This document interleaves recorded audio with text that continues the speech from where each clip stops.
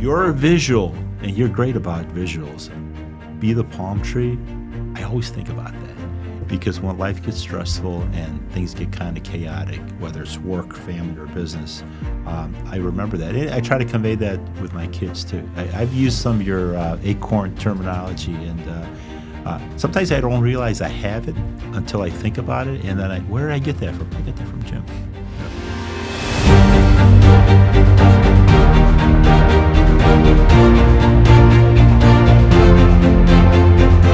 Welcome to the Living in the Zone podcast. I'm your host, ZoneCoach Jim Fannin. I've coached champions in life, business, and sports for 50 years with a proprietary thought management system that I discovered called SCORE. Every guest on this show has been in what we call a zone state, a purposeful, calm feeling where nothing can go wrong, and you're performing at your highest level. Today, our conversation is with Scott Jonlich, the founder, publisher of a local community magazine group, including Hinsdale Magazine, Brook Magazine, Elmhurst Magazine, and Downers Grove Magazine. Scott Jonlich has a background in marketing, advertising, and successfully positioned his magazines as a leading source of local news and features. Hear how he started this magazine group and how he's been successful right here on Living in the Zone.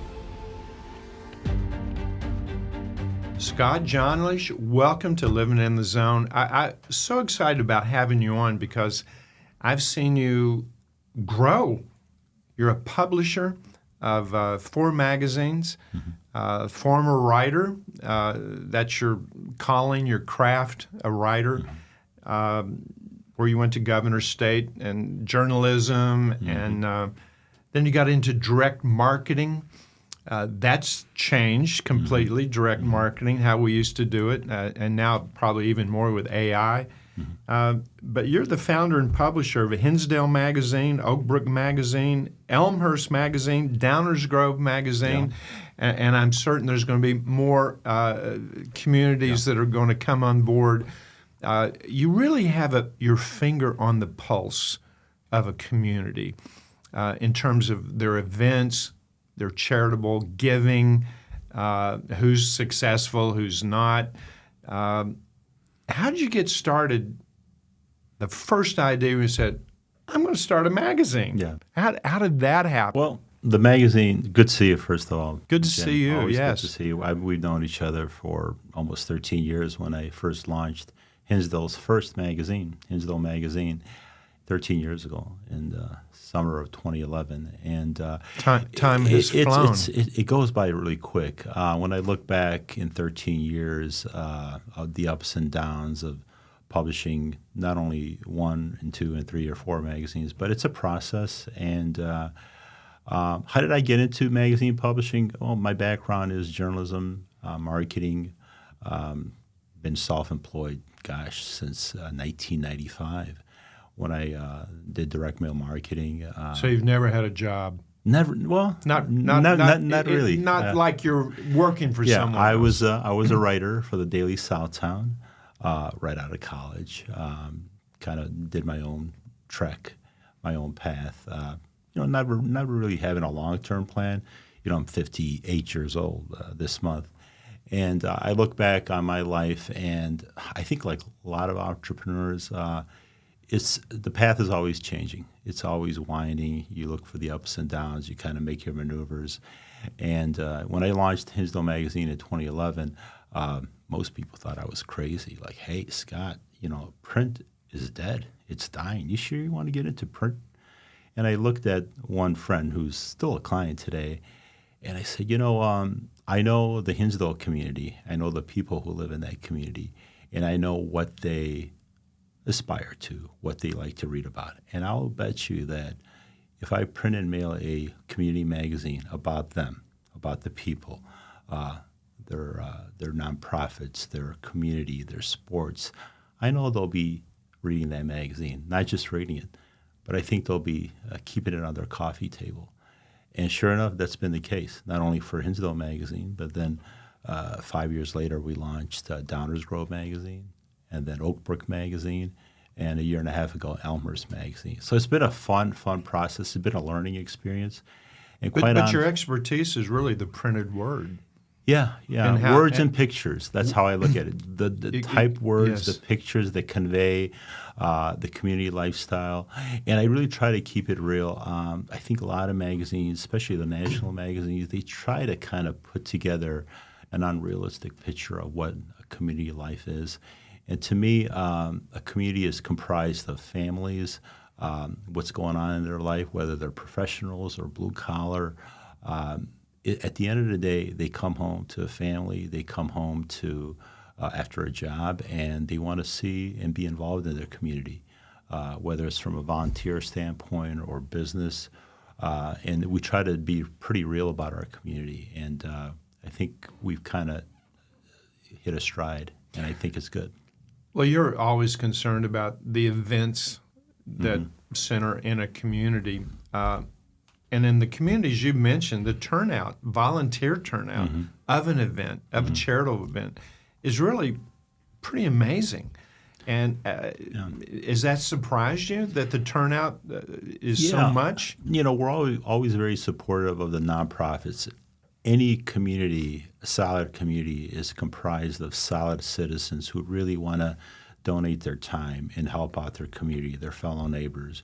And in Hinsdale's case, we have communities, we have nonprofits that really kind of pull the community together, whether it's the Wellness House, the Hinsdale Junior Women's Club. There are so many that are involved, sports organizations.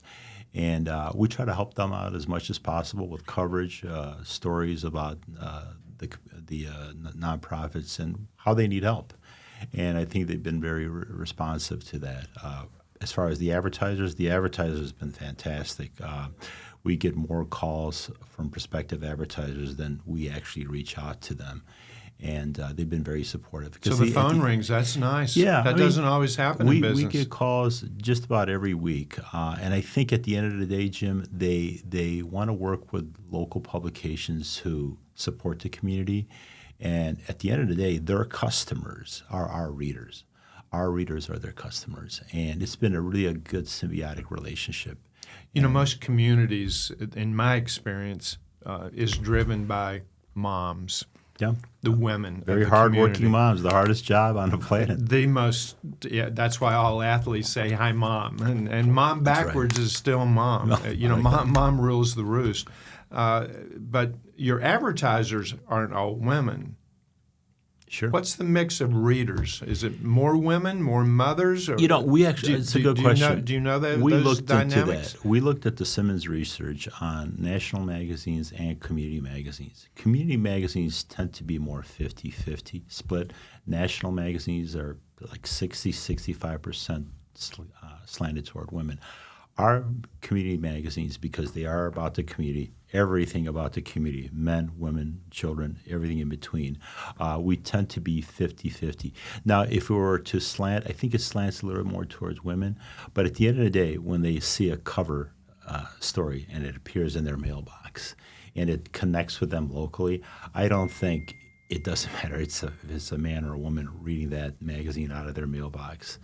They're going to respond positively. And I think that's good for our advertisers because our advertisers know that whatever product or service they're promoting, they're going to connect with that individual locally.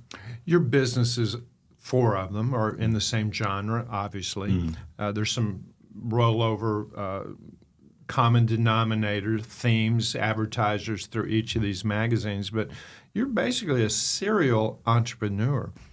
To be successful, you're going to have self-discipline, and that's a commitment and a willingness to stay with a set of routines. You got publishing date, you got drop dead date for you got to get your ad in on Friday, or you're going to miss this issue. You've got to get it off to a publisher. Yeah. How's your self-discipline, and how has self-discipline helped you fuel this success that you've had? We talked about this many years ago, Jim, when we met, I think it was 2012, 2013, you really can't do it without your people. Once you can trust your people that work with you, you can't do it alone. I mean, one person, no business, no family runs where you're running it all on your own. In our case, we have a great team probably a staff of 8 full-time people that really are involved with the writing, photography, the coordination of articles, the sales, and those people are really the nerve center of what we do. If I had to do it all myself, I would be running in circles. So, Did you ever have an article that went in that was controversial? Obviously, you want nothing extremely I think so. Yeah. controversial. But have you ever think, oh my goodness, this hit a chord? There are some, and we honestly we have thought about it, and we ask ourselves the primary question we ask is, is this fair to our readers? If we produce this story, is this something that they feel that they could kind of ponder and say, you know what, that's more of what I am, but at the same time, audiences are different. So I think we've had stories where we've published stories on religious organizations, Christian, non-Christian, the denomination, and we thought about, okay, well, if we do this story, I think it's only fair to do the other side as well. And I think we've done that. If you look at all the events that we've covered in church and school activities from parochial to private, we've covered those too. And we have a general rule when it comes to especially our cover stories, Jim. We never really have a flat, determined cover story until we really are ready for press. We keep our minds open because if something comes up— How stressful is that? Not really. We always have a plan A, plan B. So if something comes up that's very interesting or timely or controversial, we will publish that and we'll make that decision as a staff because I think we owe it to our readers that our story angles are not contrived, that they're not overly thought out to benefit us for the purpose of our advertisers. If you take a look at all of our covers, if you go to hinsdalemag.com or any of our websites, downersgrovemagazine.com, oakbrookmagazine.com, elmhurstmagazine.com, you'll see a link where you can click to all the digital issues going back to 2013. And we're very proud of the fact that if you look at every cover, they're all different. It's not always the same cookie-cutter, templated issue where, no offense, but in the magazine industry, because the marketers are always thinking, let's skew it towards women because women are the decision makers. That's fine and all. But is that honest to your audience? Is that honest to your community? We've had stories where we've had men, women, rock stars, high school superstars, Little League stars. We have no set rule about what's going to be on our cover, and we don't care about how the advertisers will look at it. Obviously, we want them to respond positively, but we don't have a set rule. You were on our cover twice.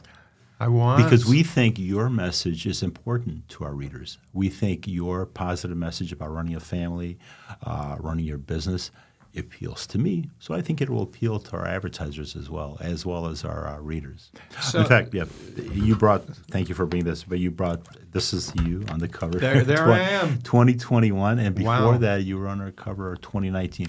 And we timed it in January of each year because you want to get off to a great start. So again, back to the cover. Here's a woman who's the CEO of Elmhurst Hospital. We did that for one of our premier issues of Elmhurst Magazine. And here's a gentleman, just because you have these out here, Downers Grove Magazine, a gentleman that Bray Ortigue was a longtime faculty member at Downers Grove. And this is somebody who really connects with the community. I mean, think about all the families that have worked with him and the kids. So long story short, I think the secret to community magazine publishing is to be honest with our readers and not have a contrived, templated cover, so to speak, just because he or she looks pretty on the cover. We have but that takes discipline on your part to stay the course. I think so. And you've stayed the course of the magazine. The magazine's been really true from your initial intent of what you wanted to do with the magazine. Yeah. Self-discipline. Concentration, it's another aspect of our score system, but we've seen concentration. I've seen concentration drop like a stone over the last 20 years. Mm-hmm. Today, 8.5 seconds is about all you get. Sure. That's an average of holding one's focus. How do you maintain your concentration when there's so many variables There's a lot of variables in these 4 communities. How do you maintain your focus to produce a consistent product that the community expects? You raise the bar on a community magazine. You set a standard, and I'm impressed. Over a decade, you've maintained that standard. How did you keep your focus? And is that challenged? You're maintaining your focus? Honestly, it's not easy, Jim. I think most entrepreneurs, serial entrepreneurs, as you say, we're always moving kind of 100 miles an hour. Whether you may not see it physically, visually, but in here we're always thinking. And sometimes we kind of get ahead of ourselves. I think the key for me is, again, I said earlier, relying on your staff, trusting that they will pick up the ball and run with it. We have a great group. For example, Ann Healy is my associate publisher. She helped me launch Downers Grove Magazine. Larry Yatsef, editor and advertising manager. He's involved every day with all the magazines. Katie Bollinger is our graphic designer and customer service representative. We have a wonderful graphic design team that help out in other ways too. But I really think the key is trusting of the people around you, because I think if you can really get ahead of yourself, it's always a challenge to stay focused.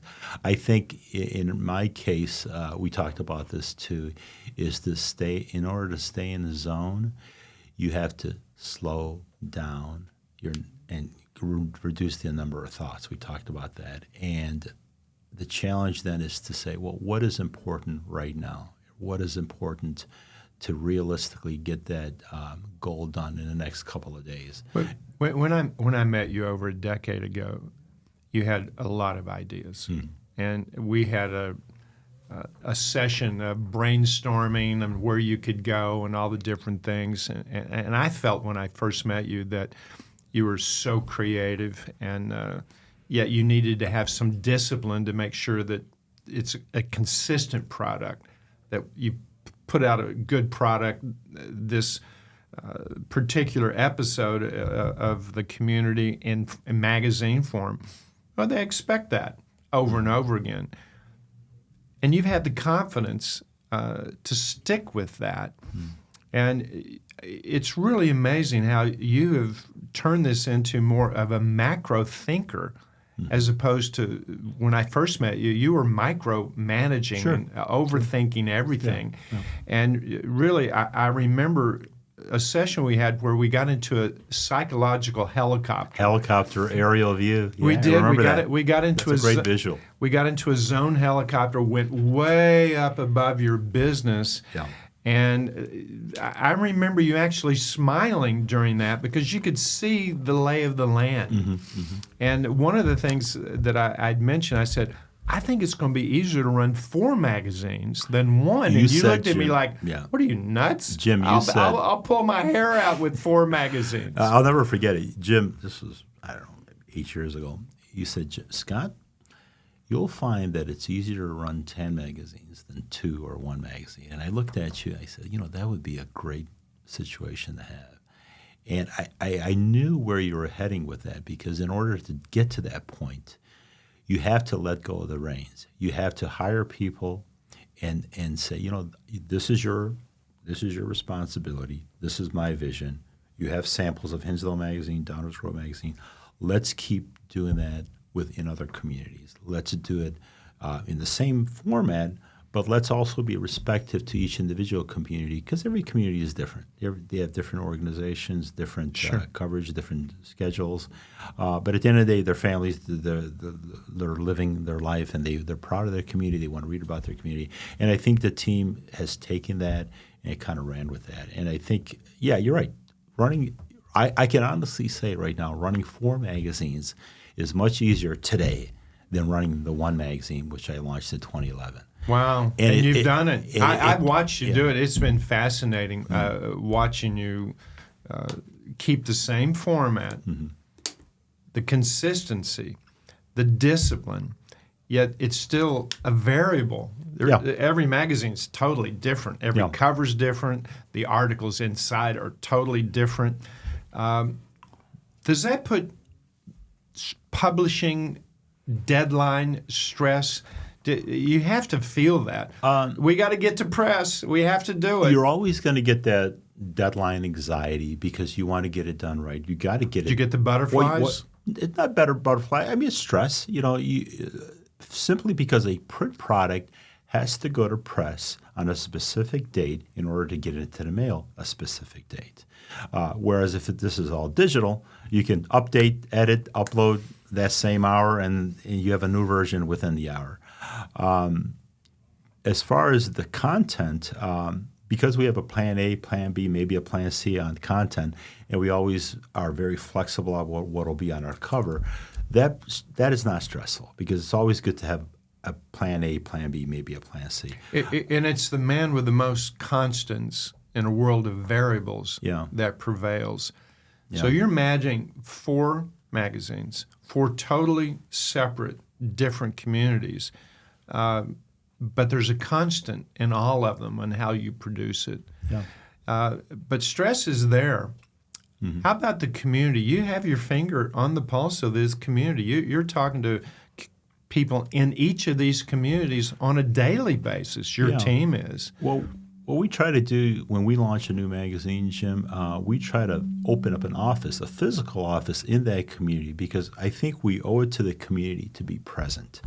I think running a remote office from your home or from a corporate office and say, we're going to do that magazine in that town, we're going to do everything remotely, we're going to print it somewhere remotely.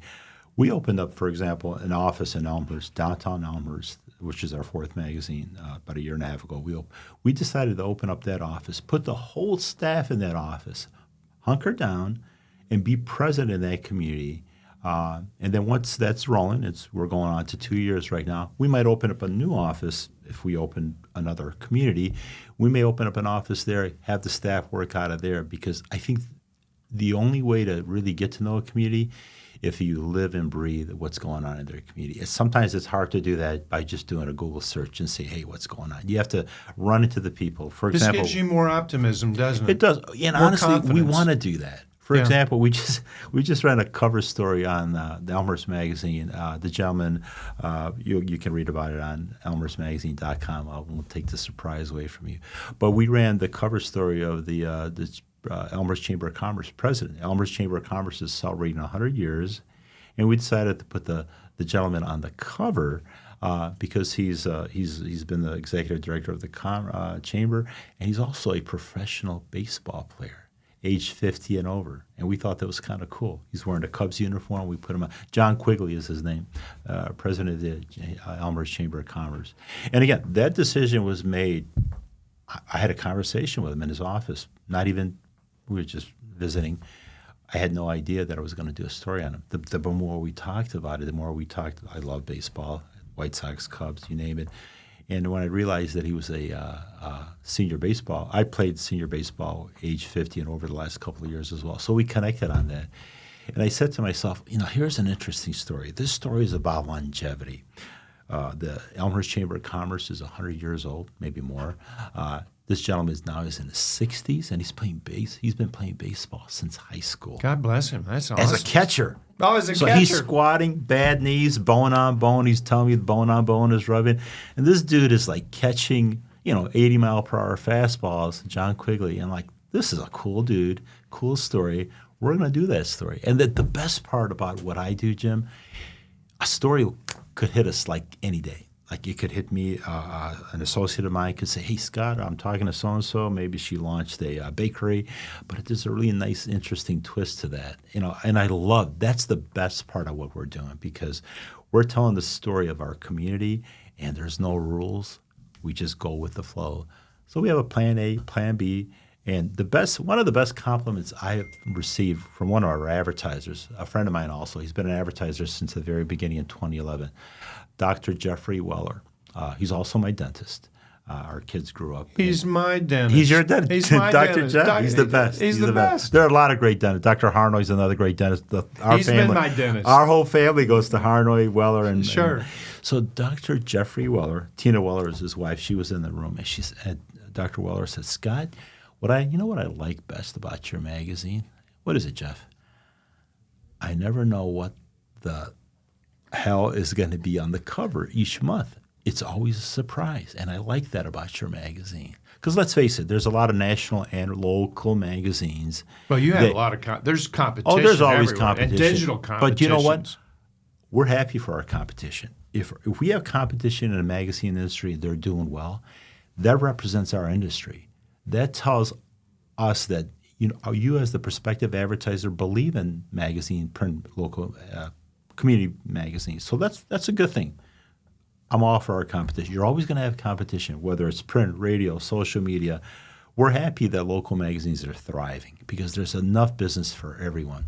So when Dr. Jeff Weller said, you know what, I like your magazine because there's always, I never know what's going to be on the cover. That's really the best compliment we can get, especially from an advertiser. Our advertisers pay our bills. They pay for the printing, they pay for the postage, the staff. All of our magazines are pretty much 95% free. We do have some subscribers who live outside of our area who may recently moved. They don't want to miss an issue, and that's growing as well. But to hear an advertiser who writes us a check every month, and we love your magazine because it's different. It represents our community in different ways. And as I was saying earlier, not to denounce any competitive magazine, but let's face it, a lot of magazines and community magazines, you know what's going to be on the cover. It's going to be, no offense, they deserve it, but it's always going to be a pretty lady looking great, and that's fine. But is that really embody our community? Is that what our community is completely, just that image? And our community is a mix of everything. And we owe it to our readers, our community, to deliver what represents them. And that's what we love to do. Yeah, I 13 years ago, I love that about you. That it wasn't always about making big money and getting rich. The money comes eventually. No, you want to make money, of course. You've got a family. And so, Scott, 4 magazines, 4 deadlines, print, ads, everything has to be on time. There's stress in that. Anytime you have a deadline, self-discipline, we need it in our lives because it produces cortisol. But you can have too much cortisol, and now you can be freaking out. Oh my gosh, and worrying, pulling your hair out, getting a magazine out. So, what do you do for relaxation away from the magazine? You say you still play baseball.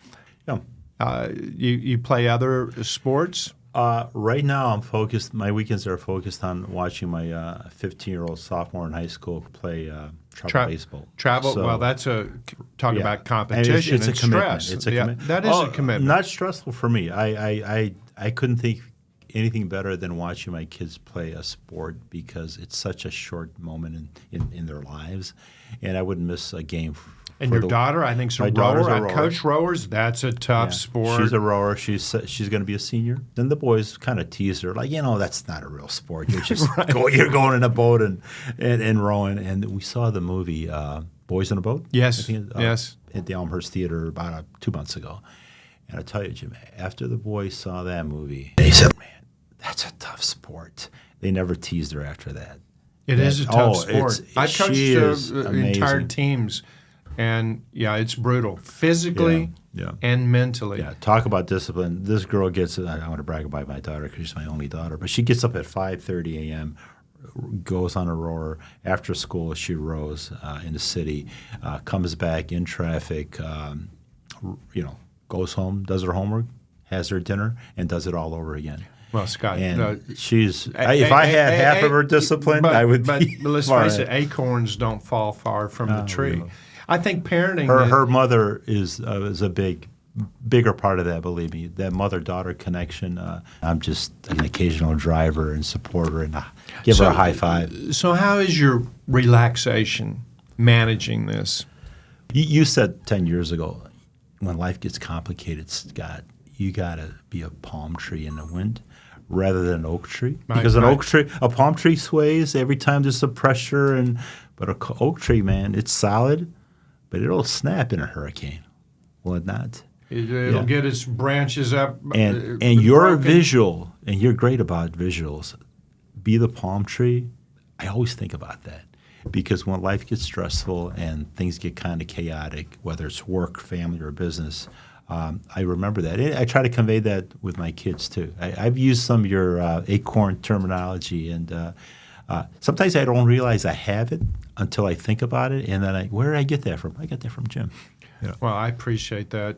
You're in our studio, in our office now. There's palm trees in every room. Yeah, that's right. Everywhere in fact, there's one there. We have palm trees. You turn around, there's a palm tree, or there's a painting there. Yeah, pretty much. Yeah, the thing I like about that palm tree analogy is that the palm tree has deep roots of conviction. As opposed to the oak tree, the roots aren't quite as deep. That's why there's no oak trees on the beach. There's only palm trees on the beach because they can withstand the hurricane. But life's hurricanes, you've seen that in 13 years. You've seen the competition. You've seen our society change in 13 years. A lot of us are divided in our beliefs and our expectations about how to live life. But I think the palm tree has served you well, and that's why you're publishing 4 magazines, not one. You're operating more on a macro level as opposed to the micro level. How often do you get in that helicopter and put on that palm tree persona? Honestly, daily. You have to be cognizant of your situation and your business daily. You have to sometimes stand back and ask yourself, what is my priority? What is the goal of the team? And I try to do it daily. And we talked about meditation and kind of, we've all been in front of a computer for hours straight. And after a while, man, you're like, it gets dizzy. You got to step away from it, go for a walk, think about the morning and then come back to it. I would recommend, like you were always saying, less thoughts. Are you thinking less than you did when you started? Oh, absolutely. Absolutely. I mean, think about this. I have to. I mean, I got to take my hat off to you. I mean, think about it. You're producing more, and you're thinking less. You have to. And you think less because you depend on your people to take the reins and go with it. The people, it's all about the people. If you have the right people and you trust them, even though it gets kind of tough, if you trust them, you can think less and look at the big picture. And like a wheel has several spokes. You've done 3 things with your team because I've met everybody on your team. You identified exactly their responsibility, and everybody on your team knows what they're responsible for individually.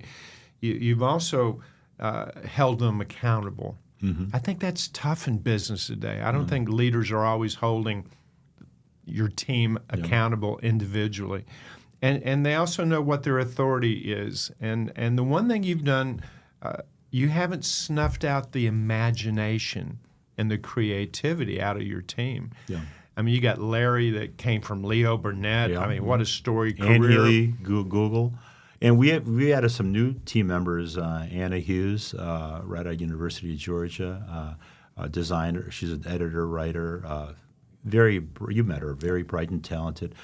Graphic designers, Rachel Pavlovich out of Downers Grove, Jennifer Frenzel out of Orland Park, Frankfurt. But they have creativity. They have imagination. They all have great set of skills, and I'm learning to just trust each individual one. And you're the band leader. Yeah. Well, conducting. Yeah. Influencing. Yeah. If you could say anything about your success in 13 years, what do you think the secret? And what would you tell young Scott Jonlich before he even started this magazine? Would you give him any set of predictions or guidelines? What would you tell him if you did it all over again? What I would tell a young Scott Jonlich or any business or entrepreneur individual is that you have to know who your audience is, who's reading your product, who's receiving your product, and know who's paying your bills. So you have to respect, in our case, the readers, but knowing that the advertisers are also paying the bills. We've told advertisers that our readers are our core audience. If we serve them, the advertisers will get the best response because we're serving our readers who are their customers. So what I would tell a young Scott Jonlich or a young entrepreneur is really understand who your audience is, what your market is, and be totally honest with them. And maybe short term, it doesn't seem like the best decision, but long term, you think they'll reward you. And one of the things that you've done really well is look over the horizon to see what are the possibilities of what's next. And I know your digital side of your magazine is growing substantially, and kudos to you. Do you envision other communities that you're going to why not? Exactly. We don't why not? force it. We kind of know our footprint. We know that certain communities are interested into seeing what other communities, neighboring communities, are doing. So we have a footprint. We're not going to announce it today, but we have an initiative where we like to launch at least one magazine per year. It might be more, but it might be a spin-off of that community, but in a different kind of a format as well, to reach a certain niche need. So we're always thinking, we're always striving to do something different. But at the end of the day, we want to be true to our audience, our readers, and put together a respectable product. Well, these 4 communities, they're blessed to have you to communicate what's going on in their village, in their city. Well, we're happy to serve it, man. They're smart cookies. They're smart people. They're professionals.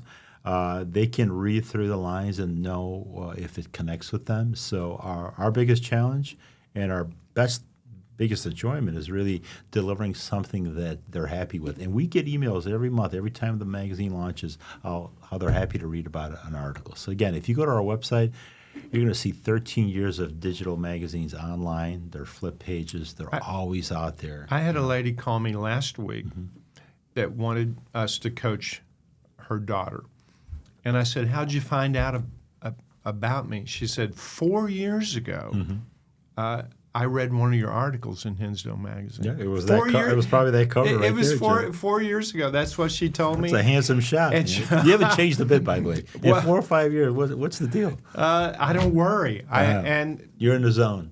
I'm in a zone state, and I'm definitely a palm tree in life's hurricanes. Well, you're an inspiration too, man. It's watching the way you operate. You have a great team here too, from audio to visual to media to. It's inspirational. There's one thing you're always going to get here: no negativity. That's true. There's none here. Your favorite word is "How you doing, Jim?" I'm awesome. I'm awesome, Scott. I'm trying to use that word more. But I don't always feel awesome. Yeah, thank you so much for being on the show. You got to come back and anytime. And also. Congratulations on what a successful career. Over a decade, you started from scratch, first magazine in a community in this area, and look at you now. You have 4, and next. And it's a lot of fun. You keep climbing, and you're having a great time. And I'm looking forward to your podcasts, man. I mean, they're fun. Keep it going. I will. Yeah. Enjoy the journey, Scott. Thanks, man. Thanks, Jim. Thanks for watching or listening to Living in the Zone podcast. Make sure that you subscribe so you can be up to date on all of our information and content. Go to ZoneCoach.com where you're going to learn more on how we can help you live your life, business, or sport in the zone.